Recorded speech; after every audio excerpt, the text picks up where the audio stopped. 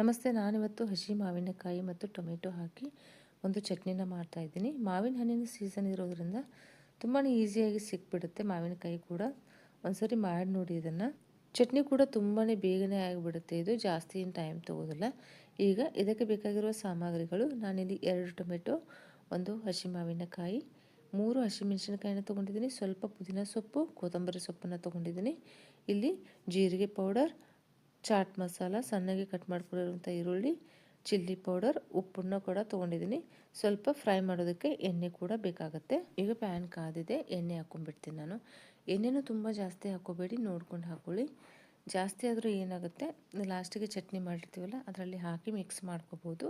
ಅದನ್ನು ನಾನು ತೋರಿಸ್ತೀನಿ. ಈ ರೀತಿಯಾಗಿ ನೀವು ಕಟ್ ಮಾಡಿ ಪ್ಯಾನ್ಗೆ ಹಾಕೋಬೇಕಾಗತ್ತೆ. ಪ್ಯಾನ್ ಆದರೆ ಏನಾಗುತ್ತೆ, ಎಲ್ಲನೂ ಈ ರೀತಿ ಈಸಿಯಾಗಿ ಒಟ್ಟಿಗೆ ಫ್ರೈ ಮಾಡ್ಕೋಬೇಕಾಗತ್ತೆ. ಇರಲಿಲ್ಲ ಅಂದರೆ ಕಡಾಯಲ್ಲಿ ಫ್ರೈ ಮಾಡ್ಕೊಳ್ಳಿ, ಅದು ಕೂಡ ನಡೆಯುತ್ತೆ. ನಾನಿಲ್ಲಿ ಬೆಳ್ಳುಳ್ಳಿನ ಮಿಸ್ ಮಾಡಿದ್ದೀನಿ, ಲಾಸ್ಟಿಗೆ ನಾನು ಫ್ರೈ ಮಾಡಿ ಸಪ್ರೇಟಾಗಿ ಹಾಕಿದ್ದೀನಿ. ಇದರಲ್ಲೇ ನೀವು ಬೆಳ್ಳುಳ್ಳಿನ ಹಾಕ್ಕೊಂಡು ಫ್ರೈ ಮಾಡ್ಕೊಳ್ಳಿ. ಫ್ರೈ ಮಾಡೋದಕ್ಕೆ ಸ್ವಲ್ಪ ಟೈಮ್ ತೊಗೊಳುತ್ತೆ. ಟೊಮೆಟೊ ಬೇಗನೆ ಫ್ರೈ ಆಗುತ್ತೆ, ಆದರೆ ಹಸಿ ಮಾವಿನಕಾಯಿ ಸ್ವಲ್ಪ ಟೈಮ್ ತೊಗೊಳುತ್ತೆ. ಹೀಗಾಗಿ ನೋಡಿಕೊಂಡು ಮೀಡಿಯಮ್ ಫ್ಲೇಮ್ ಇಟ್ಕೊಂಡು ಫ್ರೈ ಮಾಡ್ಕೊಳ್ಳಿ. ನಾನಿಲ್ಲಿ ಮಾವಿನಕಾಯಿನ 2 ಸೈಡು ಫ್ರೈ ಮಾಡ್ಕೊಂಡಿದ್ದೀನಿ. ನೀವು ಬೇಕಿದ್ರೆ ಈ ರೀತಿ ಒಂದೇ ಸೈಡು ಕೂಡ ಫ್ರೈ ಮಾಡ್ಕೋಬೋದು, ಅದು ಕೂಡ ನಡೆಯುತ್ತೆ. ಅದು ಮೇಲೆ ಸಿಪ್ಪೆ ಈಸಿಯಾಗಿ ಬರಬೇಕು, ಆ ರೀತಿ ನೀವು ಗೋಲ್ಡನ್ ಬ್ರೌನ್ ಬರೋವರೆಗೂ ಫ್ರೈ ಮಾಡ್ಕೋಬೇಕಾಗತ್ತೆ.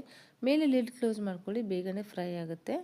ಈಗ ಲಿಡ್ ಓಪನ್ ಮಾಡಿಬಿಡ್ತೀನಿ. ನೋಡಿ ಎಷ್ಟು ಚೆನ್ನಾಗೆಲ್ಲ ಫ್ರೈ ಆಗಿದೆ. ಟೊಮೆಟೊ ಕೂಡ ತುಂಬಾ ಚೆನ್ನಾಗಿ ಫ್ರೈ ಆಗಿದೆ. ನಾನೀಗ ಮಾವಿನಕಾಯಿನ ಉಲ್ಟಾ ಮಾಡಿ ಬೇಯಿಸ್ಕೊತೀನಿ. ನೀವು ಇಷ್ಟು ಬೇಯಿಸ್ಕೊಂಡ್ರೂ ಕೂಡ ನಡೆಯುತ್ತೆ, ಸಿಪ್ಪೆ ಈಸಿಯಾಗಿ ಬರಬೇಕು. ಇಲ್ಲಾಂದರೆ 2 ಸೈಡು ಚೆನ್ನಾಗಿ ಬೇಯಿಸ್ಕೊಂಬೇಡಿ. ಮಾವಿನಕಾಯಿನ ತಿರುವಿ ಹಾಕಿ ನಾನು ಮೇಲೆ ಲಿಡ್ ಕ್ಲೋಸ್ ಮಾಡಿ ಒಂದು 10 ನಿಮಿಷ ಬೇಯಿಸ್ಕೊತೀನಿ. ಅಂದರೆ ಇನ್ನೊಂದು ಸೈಡು ಕೂಡ ಚೆನ್ನಾಗಿ ಬೇಯಬೇಕು.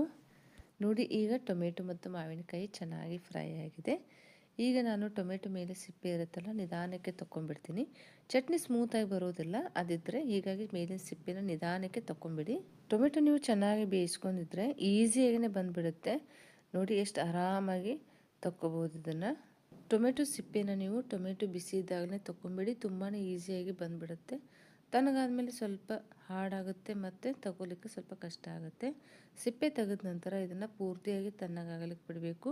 ಇದು ತಣ್ಣಗಾದ್ಮೇಲೆ ಮಿಕ್ಸಿ ಮಾಡ್ಕೋಬೇಕಾಗತ್ತೆ. ಮಿಕ್ಸಿಗೆ ನಾನಿಲ್ಲಿ ಟೊಮೆಟೊ, ಹಸಿಮೆಣಸಿನಕಾಯಿನ ಹಾಕ್ತಾಯಿದ್ದೀನಿ. ಇದರಲ್ಲೇ ನೀವು ಬೆಳ್ಳುಳ್ಳಿನೂ ಕೂಡ ಹಾಕೋಬೋದು. ಬೆಳ್ಳುಳ್ಳಿ ನಾನು ಫ್ರೈ ಮಾಡೋದನ್ನು ಮರೆತೆ, ಹೀಗಾಗಿ ನಾನು ಲಾಸ್ಟಿಗೆ ಹಾಕ್ತಾಯಿದ್ದೀನಿ. ಇದಾದ ನಂತರ ಮಾವಿನಕಾಯಿ ಇರುತ್ತಲ್ಲ, ಮಾವಿನಕಾಯಿ ಕೂಡ ಅದನ್ನು ಒಂದು ಸ್ಪೂನಿಂದ ನಿಧಾನಕ್ಕೆ ತಗೊಂಬಿಡಿ. ಅದು ಚೆನ್ನಾಗಿ ಬೇಯ್ದಿದ್ರೆ ಸ್ಮೂತಾಗಿ ಬಂದುಬಿಡುತ್ತೆ. ನೋಡಿ ಎಷ್ಟು ಚೆನ್ನಾಗಿ ಬೇಯ್ದಿದೆ ಇದು. ಇದನ್ನು ತಗೊಂಬಿಡಿ, ಈ ರೀತಿ ತೆಗೆದು ಮಿಕ್ಸಿಗೆ ಹಾಕೋಬೇಕಾಗತ್ತೆ. ಇನ್ನು ಯಾರೆಲ್ಲ ನನ್ನ ಚಾನಲ್ಗೆ ಸಬ್ಸ್ಕ್ರೈಬ್ ಮಾಡದೆ ನೋಡ್ತಾ ಇದ್ದೀರಾ, ಪ್ಲೀಸ್ ನನ್ನ ಚಾನಲ್ನ ಸಬ್ಸ್ಕ್ರೈಬ್ ಮಾಡ್ಕೊಳ್ಳಿ, ಲೈಕ್ ಮಾಡಿ, ಶೇರ್ ಮಾಡಿ.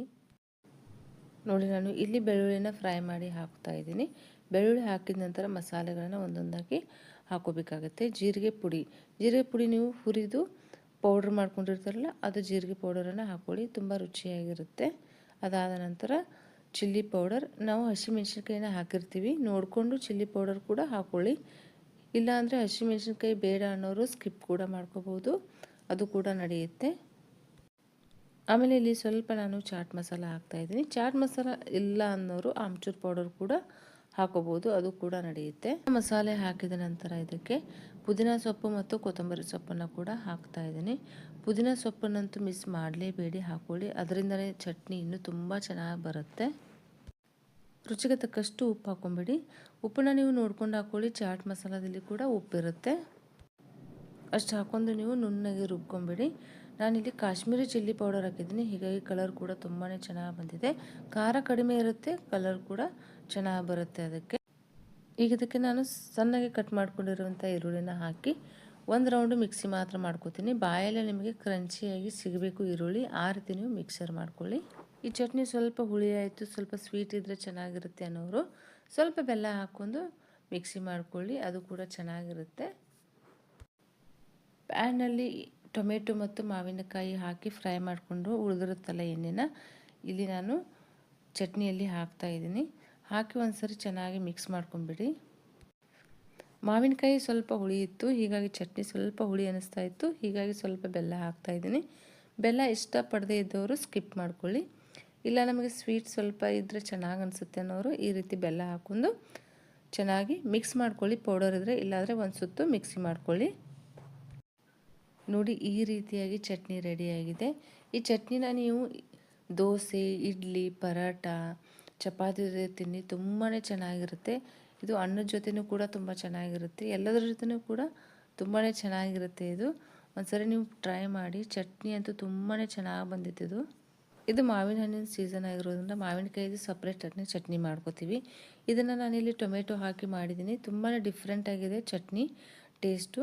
ಒಂದ್ಸರಿ ಟ್ರೈ ಮಾಡಿ ನೋಡಿ. ಈಗ ಮಾವಿನಕಾಯಿ ಟೊಮೆಟೊ ಚಟ್ನಿ ರೆಡಿಯಾಗಿದೆ. ತುಂಬಾ ಚೆನ್ನಾಗಿರುತ್ತೆ. ಟ್ರೈ ಮಾಡಿ ನೋಡಿ.